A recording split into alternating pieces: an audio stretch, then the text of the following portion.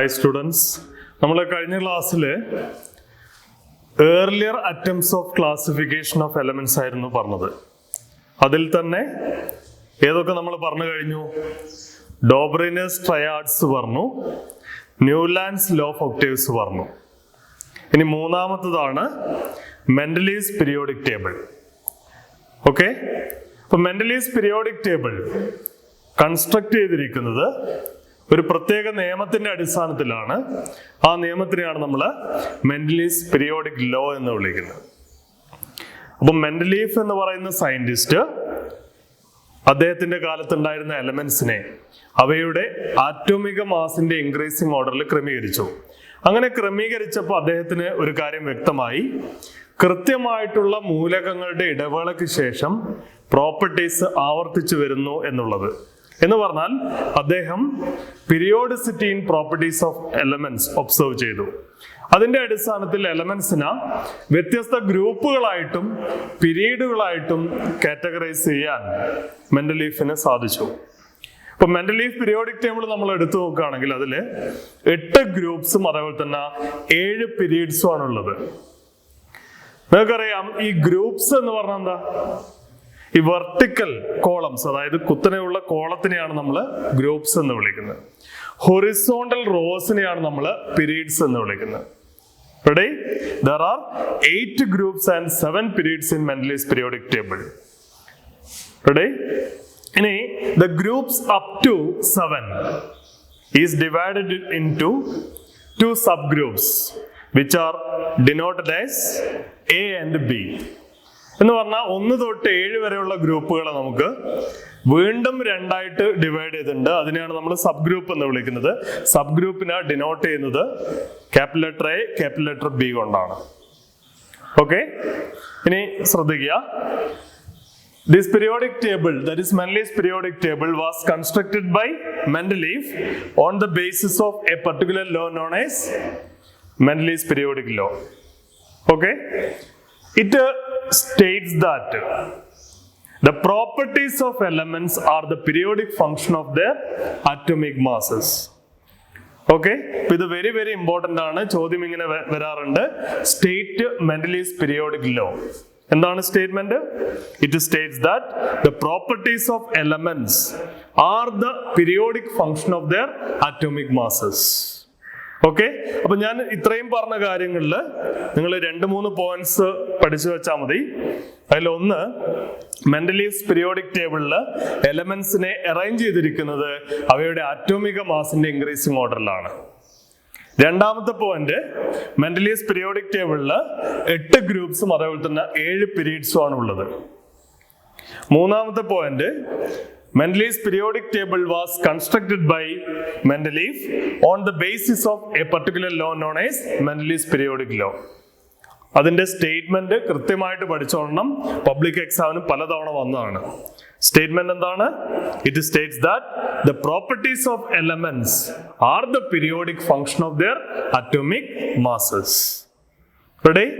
ഇനി നമുക്ക് ഈ ഒരു സെക്ഷനിൽ നിങ്ങൾക്ക് പഠിക്കാനുള്ളത് ഈ മെൻഡലീവ്സ് പീരിയോഡിക് ടേബിളിന്റെ മെറിറ്റ്സും അതേപോലെ തന്നെ ഡിമെറിറ്റ്സും ആണ്.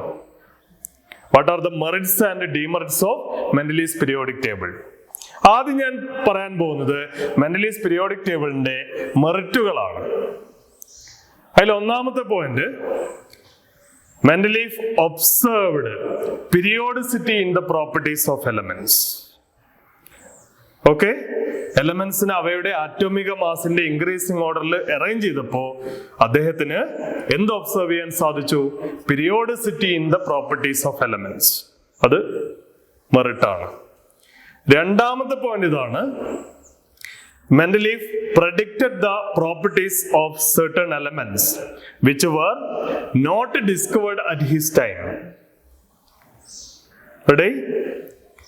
അപ്പം അദ്ദേഹത്തിന്റെ കാലത്ത് ഇല്ലാതിരുന്ന ചില എലമെന്റ്സിന്റെ പ്രോപ്പർട്ടീസ് അദ്ദേഹം പ്രഡിക്റ്റ് ചെയ്തു. ആ പ്രഡിക്റ്റ് ചെയ്ത പ്രോപ്പർട്ടീസ് തന്നെ പിന്നീട് ആ മൂലകങ്ങൾ കണ്ടുപിടിക്കപ്പെട്ടപ്പോഴേ ആ എലമെന്റ്സിന് വന്നു. റെഡി? അപ്പൊ അത് മെൻഡലീവ്സ് പീരിയോഡിക് ടേബിളിന്റെ ഒരു പ്രധാനപ്പെട്ട മെറിറ്റ് ആണ്. ഓക്കെ, എക്സാമ്പിൾ ആണ് ഈ ഗാലിയം ജർമേനിയം. ഗാലിയത്തിന്റെ സിമ്പൽ ഏതാ? ഗാലിയം Ga ആണ് അല്ലെ, ജർമേനിയം Ge ആണ്. ഓക്കെ, ഈ ഗാലിയം ജർമേനിയം ഈ രണ്ട് എലമെന്റ്സ് മെൻഡലീഫിന്റെ കാലത്ത് കണ്ടുപിടിക്കപ്പെട്ടിട്ടില്ലായിരുന്നു. കണ്ടുപിടിക്കപ്പെടാതിരുന്ന ഈ എലമെന്റ്സിനെ അദ്ദേഹം ഏകാ അലൂമിനിയം, ഏകാ സിലിക്കൺ എന്ന് വിളിച്ചു. ഇവിടെ ഗാലിയത്തിന് പകരം എന്ത് കൊടുത്തു? ഏകാ അലൂമിനിയം, ജർമേനിയം ഏകാ silicon. He predicted the properties of Eka aluminum and Eka silicon, which were almost same as that of the properties of the later discovered gallium and germanium. Ready? എന്ന് പറഞ്ഞാൽ ഈ രണ്ട് എലമെന്റ് ഇതിന്റെ രണ്ടിന്റെയും അതേ properties ആണ് പിന്നീട് ഈ ഗാലിയവും ജർമേനിയവും കണ്ടുപിടിച്ചപ്പോഴ് ഇതിന് ഉണ്ടായിരുന്നത്. അപ്പൊ ഇത് മെൻഡലീവ്സ് പീരിയോഡിക് ടേബിളിന്റെ മെറിറ്റുകളാണ്. അപ്പൊ മെൻഡലീവ് പീരിയോഡിക് ടേബിളിന്റെ പ്രധാനപ്പെട്ട രണ്ട് മെറിറ്റുകൾ എന്തൊക്കെയാണ്? ഒന്ന്, he observed periodicity in the properties of elements. രണ്ട്, he predicted the properties of certain elements which were not discovered at his time. Example, the elements such as gallium and germanium were not discovered at the time of Mendeleev. Still, he named these elements as Eka aluminum and Eka silicon. He predicted the properties of Eka aluminum and Eka silicon, which were almost the same as that of the later discovered gallium and germanium. Ready? അപ്പോൾ ഇത്രയും പ്രധാനപ്പെട്ട merits ആണ് Mendeleev's periodic ടേബിളിന് ഉള്ളത്. നമ്മൾ Mendeleev's periodic ടേബിളിന്റെ merits പറഞ്ഞു. ഇനി നമ്മൾ പറയാൻ പോകുന്നത് മെൻഡലീവ്സ് പീരിയോഡിക് ടേബിളിന്റെ ഡീമെറിറ്റുകളാണ്. റെഡി? പ്രധാനപ്പെട്ട 4 ഡീമെറിറ്റ്സ് ആണുള്ളത്. ഒന്ന്, position of hydrogen. 2, position of isotopes. 3, position of lanthanoids and actinoids. 4, violation of Mendeleev's periodic law. Ready? അപ്പൊ നമുക്ക് ഓരോന്നായിട്ട് എടുത്തു നോക്കാം. ഇതിൽ ഒന്നാമത്താണ് പൊസിഷൻ ഓഫ് ഹൈഡ്രജൻ. ഈ ഹൈഡ്രജൻ എന്ന് പറയുന്ന എലമെന്റ് പ്രത്യേകത എന്താണ്? It shows similarities in properties with first group elements and with 17th group elements. So, it must not be placed with the first group or with the 17th group. It must be placed in a separate position. But in Mendeleev's periodic table, hydrogen is placed along with the first group elements. This is not correct. എന്താ പറഞ്ഞത്? Hydrogen 1ാം group മൂലകങ്ങളായിട്ടും 17ാം group മൂലകങ്ങളായിട്ടും പ്രോപ്പർട്ടീസിൽ similarities കാണിക്കുന്നുണ്ട്. അപ്പൊ 1ന്റെ കൂടെ വെക്കാവോ? 17ന്റെ കൂടെ വെക്കാവോ? പാടില്ല അല്ലെ? ഒരു separate position കൊടുക്കണം. പക്ഷെ അങ്ങനെ ഒരു സെപ്പറേറ്റ് പൊസിഷൻ കൊടുക്കാൻ ഏത് പീരിയോഡിക് ടേബിളിന് സാധിച്ചില്ല? മെൻഡലീവ്സ് പീരിയോഡിക് ടേബിളിന് സാധിച്ചില്ല. മെൻഡലീവ് പീരിയോഡിക് ടേബിളിൽ ഹൈഡ്രജൻ വെച്ചിരിക്കുന്നത് ഫസ്റ്റ് ഗ്രൂപ്പ് എലിമെന്റ്സിന്റെ കൂടെയാണ്. ഓക്കെ, ഇനി നമ്മൾ പറയാൻ പോകുന്നത് പൊസിഷൻ ഓഫ് ഐസോടോപ്സ് ആണ്. Okay, the isotopes of an element possess almost similar properties, so they must be placed together in one position. But in Mendeleev's periodic table, they are placed in separate positions according to their atomic masses. Ready? അപ്പൊ atomic മാസിന്റെ അടിസ്ഥാനത്തിൽ വ്യത്യസ്ത പൊസിഷനിലായി പോകും. ഒരു പൊസിഷനിൽ തന്നെ ഈ ഐസോടോപ്പുകളെ ക്രമീകരിക്കാൻ സാധ്യമല്ല. അപ്പൊ ഇങ്ങനെ ഈ ഐസോടോപ്പുകൾക്ക് ഒരു കൃത്യമായുള്ള സ്ഥാനം കൊടുക്കാൻ മെൻഡലീവ്സ് പീരിയോഡിക് ടേബിളിന് സാധിച്ചില്ല. അതേപോലെ തന്നെ ഈ ലാന്തനോയിഡ്സ്, ആക്ടിനോയിഡ്സ് എന്ന് കേട്ടിട്ടുണ്ടാവുമല്ലോ, ഇന്നർ ട്രാൻസിഷൻ എലമെന്റ്സ് അല്ലെങ്കിൽ എഫ് ബ്ലോക്ക് എലമെന്റ്സ്. അവയ്ക്ക് കൃത്യമായുള്ള ഒരു സ്ഥാനം കൊടുക്കാൻ ഈ മെൻഡലീവ്സ് പീരിയോഡിക് ടേബിളിന് സാധിച്ചില്ല. ഇനി 4ാമത്തെ പ്രധാനപ്പെട്ട ഡീമെറിറ്റ് ആണ് ഈ മെൻഡലീവ്സ് പീരിയോഡിക് നിയമത്തിന്റെ വയലേഷൻ, വ്യതിചലനം. റെഡി? നിങ്ങൾ മെൻഡലീവ്സ് പീരിയോഡിക് ടേബിൾ എടുത്തു നോക്കുകയാണെങ്കിൽ പല സ്ഥലങ്ങളിലും ആറ്റോമിക് മാസിന്റെ ഇൻക്രീസിങ് ഓർഡർ വയലേറ്റ് ചെയ്യുന്നുണ്ട്. റെഡി? എക്സാമ്പിൾ, അയോഡിന്റെ ആറ്റോമിക് മാസ് 127 ആണ്, ടെലൂറിയം 128 ആണ്. അപ്പൊ ശരിക്ക് മെൻഡലീസ് പീരിയോഡിക് ലോ അനുസരിച്ച് ഈ അയോഡിൻ കഴിഞ്ഞതിന് ശേഷമാണ് ടെലൂറിയം വരേണ്ടത്. പക്ഷെ മെൻഡലീസ് പീരിയോഡിക് ടേബിളില് ടെലൂറിയത്തിന് ശേഷമാണ് അയോഡിൻ കൊടുത്തിരിക്കുന്നത്. അപ്പൊ അത് തെറ്റാണ്. Ready? The atomic mass of iodine is less than that of tellurium. But in Mendeleev's periodic table, iodine is placed after tellurium, although the atomic mass of iodine is less than that of tellurium. This is not correct. Ready?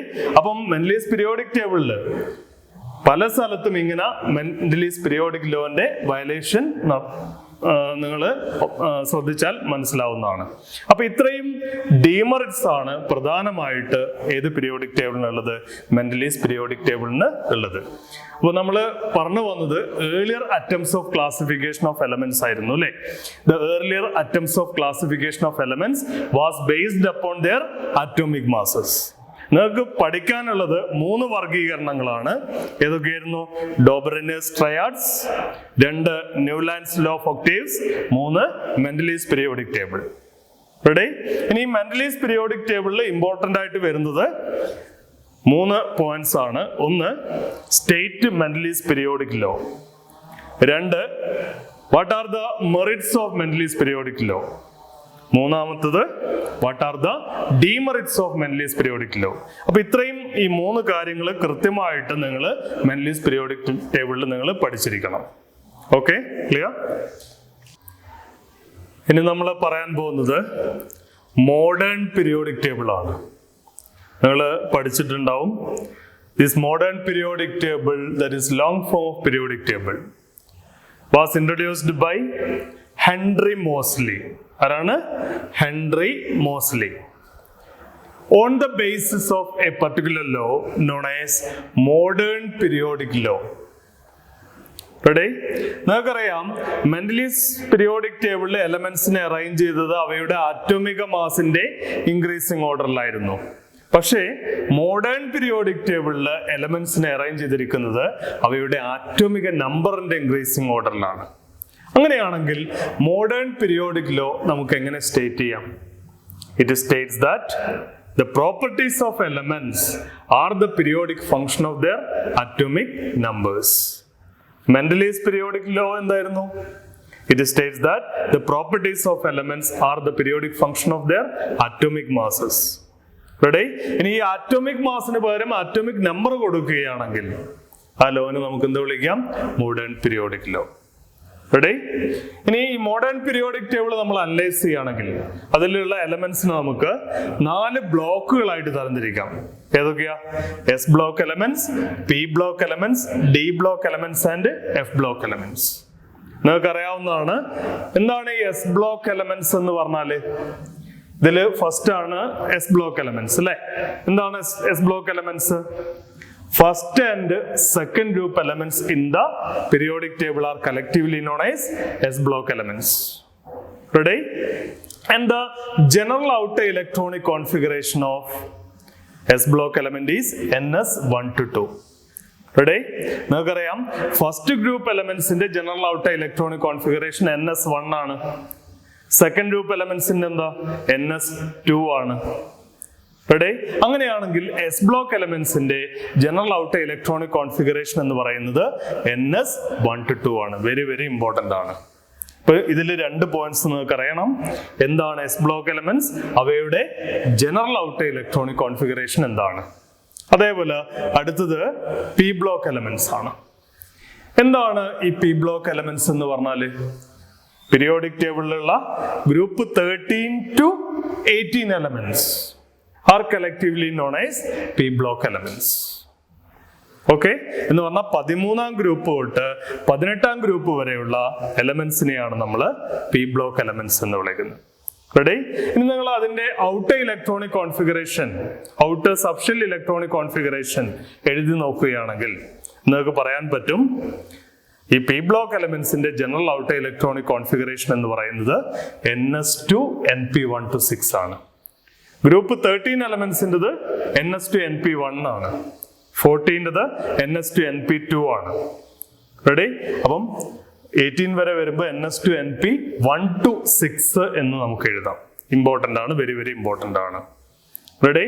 ഇനി നമ്മൾ പറയാൻ പോകുന്നത് D block elements. These D block elements are also known as transition elements. Ready? എന്താണ് ഈ D block elements എന്ന് പറഞ്ഞാല്? Group 3 to 12 elements in the periodic table are collectively known as D block elements. Ready? These elements are placed in between S and P block elements. That is, these elements act as a bridge in between S block and P block elements.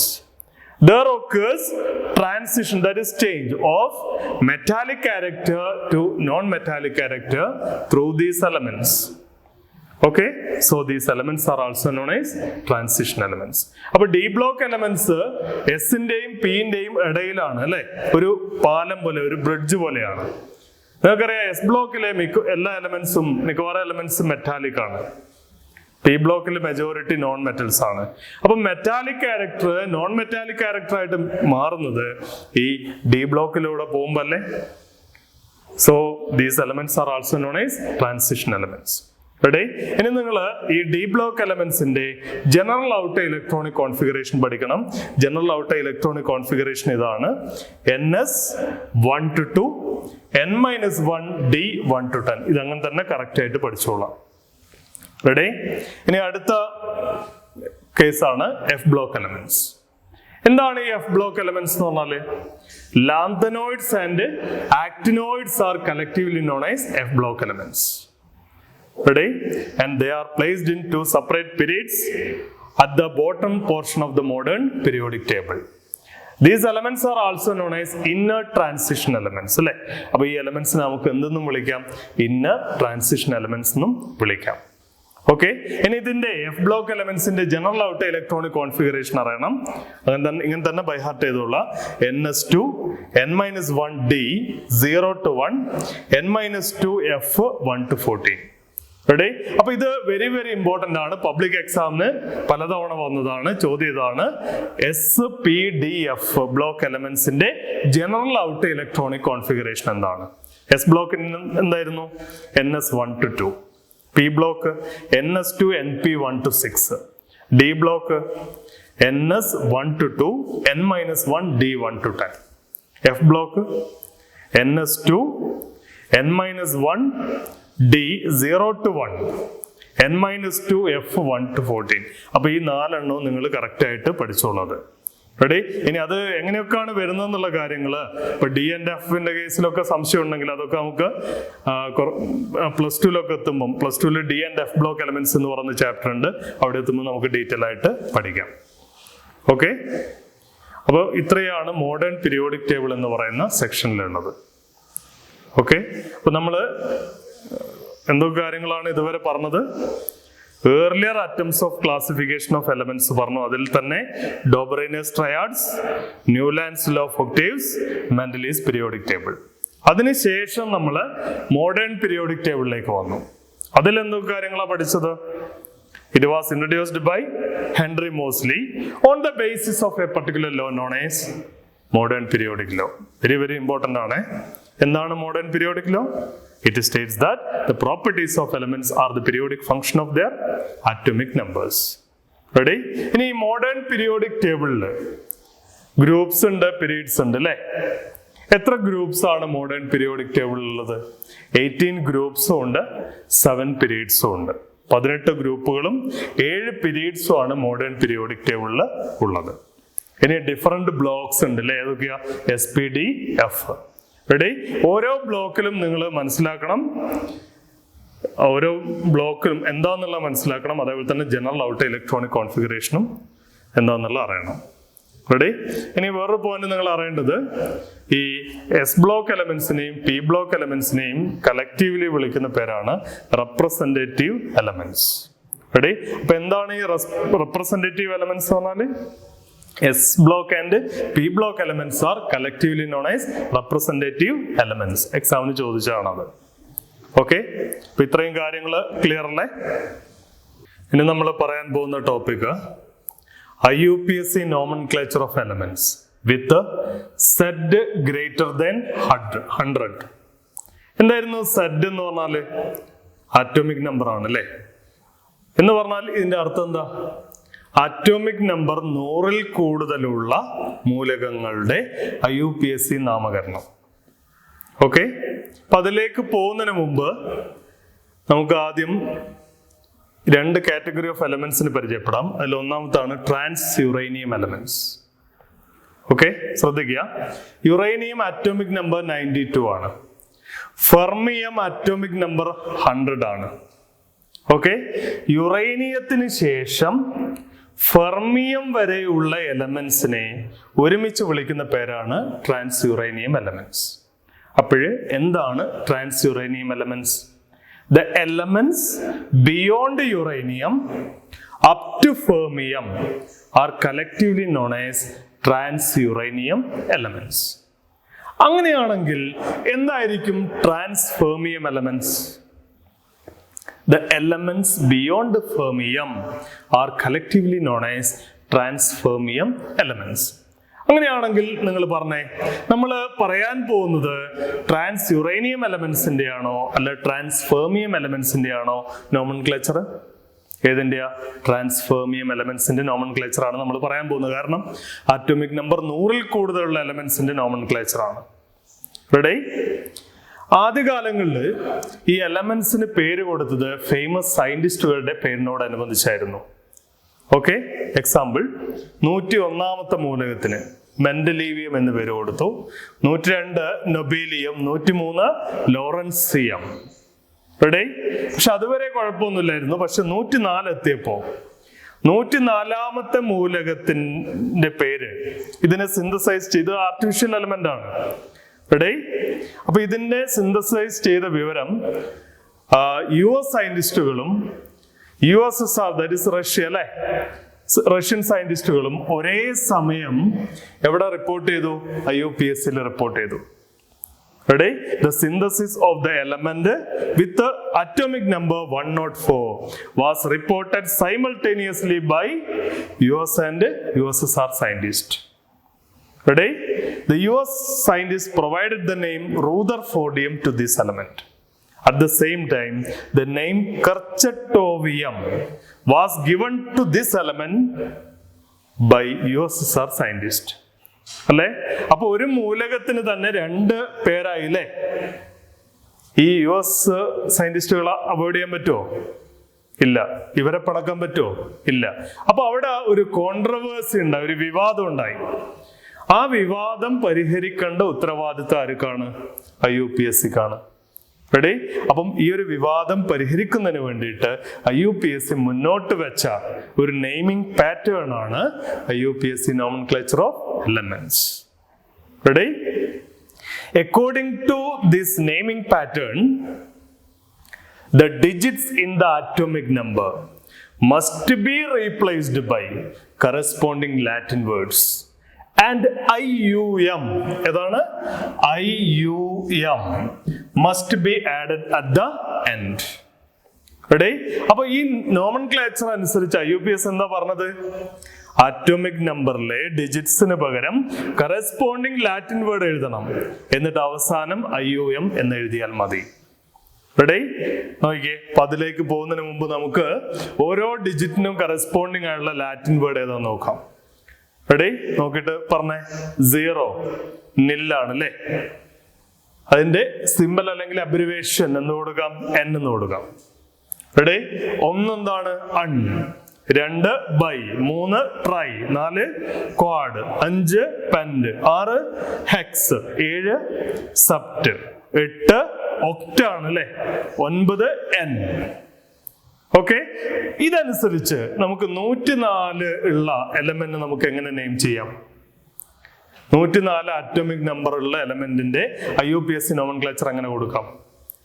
104 digits ഏതൊക്കെയാ? 104 1-ന് പകരം എന്ത് കൊടുത്തു? അൺ. 0-ന് പകരം എന്ത് കൊടുത്തു? നിൽ. 4-ന് പകരം എന്ത് കൊടുത്തു? ക്വാഡ്. മതിയോ? അവസാനം എന്താ ആഡ് ചെയ്യണം? IUM ആഡ് ചെയ്യണം അല്ലേ? അപ്പൊ ഇതെന്താ വായിക്കുക? അണ്ണിൽ ക്വാഡിയം. ഈ എലമെന്റിന് ഒരു സിമ്പൽ വേണ്ടേ? സിമ്പൽ എന്താ? അണ്ണിന്റെ U, നെല്ലിന്റെ N, ക്വാഡിന്റെ Q. അപ്പൊ എന്താ? UNQ. റെഡി? അപ്പൊ ഇതേപോലെ നമുക്ക് ഏതൊരു എലമെന്റിന്റെയും IUPAC നോമൻക്ലേച്ചർ എഴുതാം അല്ലെ? മക്കള് പറഞ്ഞേ, 105ാമത്തെ എലമെന്റ് നെയിം എങ്ങനെ കൊടുക്കാം? ഡിജിറ്റ്സ് ഏതൊക്കെയാ? 105 അല്ലേ? പറഞ്ഞേ, 1 un 0 nil അല്ലേ?